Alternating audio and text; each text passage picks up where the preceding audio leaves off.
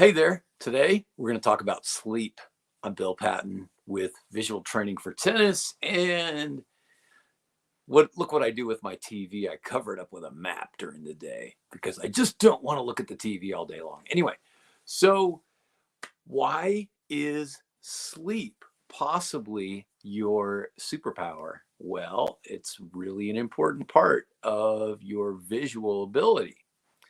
So there are a lot of mysterious things about sleep, and I don't want to dig too deeply into a bunch of statistics and whatnot. But one statistic that I saw recently from an article about NBA players is that they're finding that jet lag and a lack of good sleep at a hotel. Um, I wonder what some of the causes of bad sleep are for an NBA basketball player on the road. So you think about that for a moment. But it's important to get a really good night's sleep because they're saying that a 32% drop in performance can happen. So this is an important part about being on the road. And, if you have top junior players, then they're playing a lot of their most important competitions on the road. And that means sleeping in hotel rooms, which can be a little bit strange and maybe hard to get a good night's rest because the bed's good or it's too good or you're just not comfortable with your surroundings or you're too comfortable or whatever it is. But it's really crucial to get a great night's sleep. And I can attest to this. I think one of the best things that you can do to help you with your sleep is to get some type of wearable technology. For me, my Apple Watch has been amazing. Before that, it was the Fitbit. So I had a Fitbit that I stumbled upon. I found it in my car. Somebody left it and I couldn't figure out who it was. So I started using it and it helped me sleep better. The strange thing is just because I'm paying attention to what my sleep numbers are, then I'm kind of reflecting back on what was it that I did that helped me get ready to sleep better. And I'm more alert.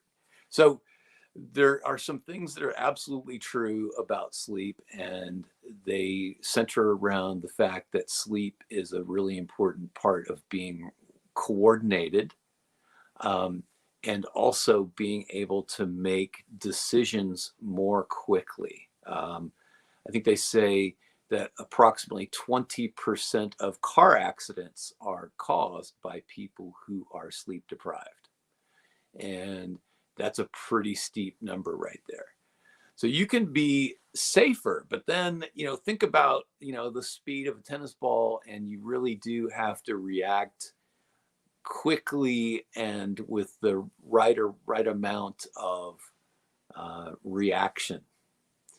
So one thing it's interesting is that it's been found that at the collegiate level, that collegiate athletes are more prone to making physical mistakes and not even perceive that they are. And the other interesting thing is that athletes don't seem to be able to perceive a difference in their ability athletically in terms of explosive strength. But there is a difference in how much explosion they can create. But what is missing is the ability to moderate that and use, the appropriate amount of force. So it could be that some of these mistakes that you're seeing athletes make are because they haven't slept well.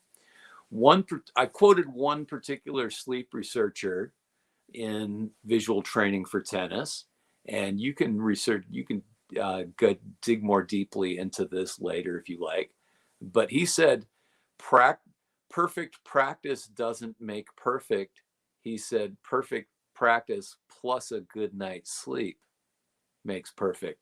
And it's not the greatest quote of all time, but I thought it was noteworthy and something for people to think about, because when you're sleeping, it's that REM time, and that is where your brain's processing the lessons of the day. So it's a really important time because you're processing those new bits of information that you're getting. And as we get older, we don't encounter so many new things, so we don't need to dream quite as much. But our younger players really need their sleep in order to be able to take the lessons that they learned that day, apply them, and come back and do better next time.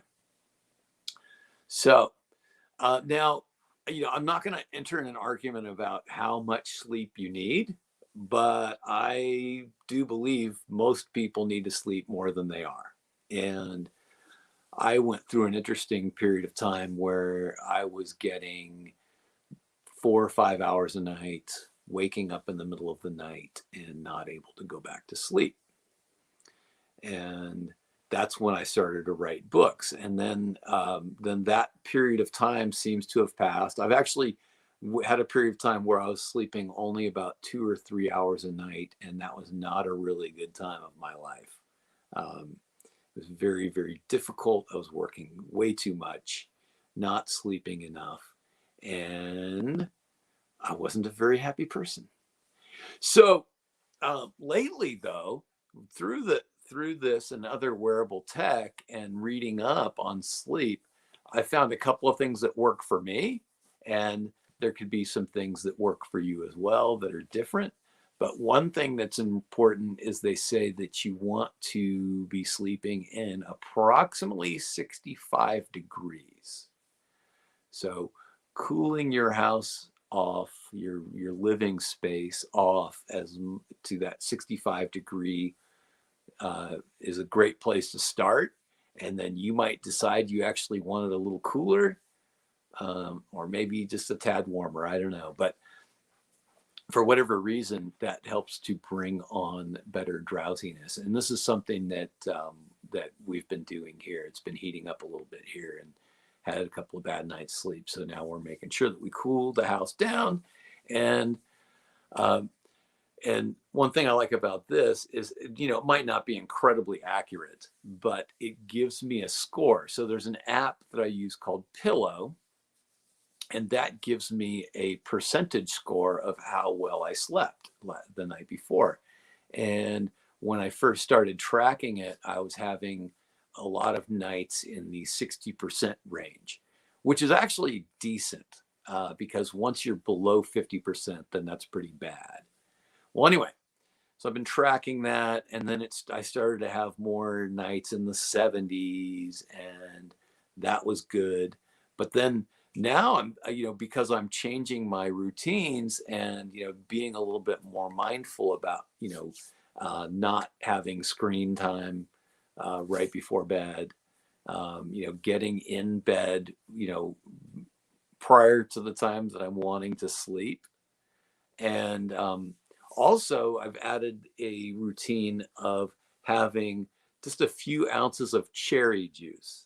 So, might sound kind of strange, but that's something that Brent Abel turned me on to through some supplements that I was taking for a bit. And while I went away from drinking the heavily concentrated cherry juice that was provided, these have continued to have just about 3 or 4 ounces of that before bed. And for whatever reason, it's really working well. So hummus also has some interesting things. It's got the melatonin in it, and that can really help you with your sleeping. So hummus can be a good thing to eat before bed. And, sometimes I've heard some people say that about 150 calories of some kind of carbohydrate is a good thing, because that just gives you enough so that you're not going to get hungry overnight. And you'd want to avoid protein. Also, another important part of your sleep is how much caffeine you are consuming. And, I have been a caffeined in my life, but I am now kind of cutting back a little bit. I've got a French press. I generally am limiting myself to one of those per day. And some days I go for the little French press, the one that makes like barely a cup and a half of coffee. So seems to be a correlation between how much coffee you drink in a day and how well you will sleep that night. And then also one of the guidelines is that you ought not to be drinking coffee after 2 o'clock. Now, if you're like me, then you drink coffee and you don't even feel any kind of buzz from it. So, after a while, you just don't really feel the effects. Now, here's an interesting thing, because you could get yourself in a bad cycle because you're using coffee as a boost because you didn't get the sleep. And then because you're drinking the extra coffee, then you're sabotaging your sleep. But then the next day, then you drink more coffee. So I'm going to challenge you to back off on that. So try to back off on your coffee gradually. If you've been drinking 5 cups a day, then try to get down to 4 and be disciplined about none after 2 o'clock. But just try to get yourself a little bit further back. Now, on the other hand, right? So if you did happen to have a bad night's sleep and because of the demands that are being placed on you right now, you can't take a nap, then research also seems to indicate that a cup of coffee is about the same amount of elixir for your body as 30 minutes of sleep. So in the short term, if you are in a situation where you've had some bad sleep and you need to use coffee or other caffeine as a way to get through a short-term period, then consider that as well. But sleep is really important for the restorative recovery parts of for your nervous system, which in the visual training, then the connection between the eyes and the brain and your mind and your body, all those things are connected. And if you're overly caffeinated, then you're going to be a little bit more jumpy. And if you're having not enough sleep, then you're going to be a little bit more error prone. So, that can be the difference in a close match. I mean, if you're losing 7-5, 6-4, and it's then and you did not have a very good night's sleep, and the other player did, then your sleep might have been the deciding factor there. So, it's a pretty large amount of performance sapping that comes from not having enough sleep. So I am actually setting my goal of trying to get 7 hours of sleep a night, and it's not often happening.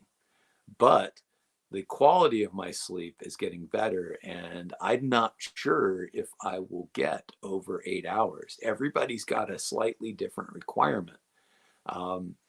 But it is true that in general, they say that most people need 8 hours. One thing that's interesting about me too is that I am an incredibly deep sleeper. So when I'm looking at the charts, I'm almost always off the chart above normal for deep sleep. So maybe that's the reason why I am able to sleep a little bit less and not be completely exhausted. So anyway, get your sleep. Get your bedroom routine. Before you go to bed. Turn off those blue lights as early as you can. Get yourself a little cherry juice. Do a little bit more reading up on routines for bed, cut down on your caffeine, and play better. Be a better visual decision maker. Thanks for watching.